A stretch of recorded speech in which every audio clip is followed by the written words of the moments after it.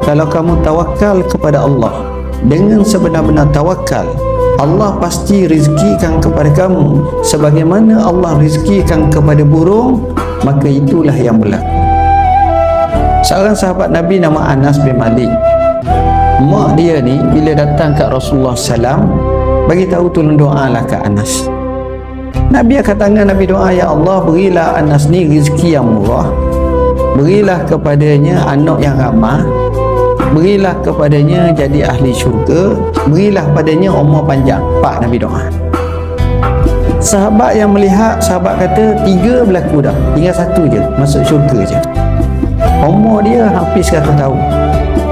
Anak dia zaman Hajjaj bin Yusuf As-Saqafi masuk serang sekali itu, yang mati saja anak cucu dia 100 orang lebih. Tapi kena faham, bukan 1,000 lah perempuan ni zaman dulu. Kahwin ramah dulu.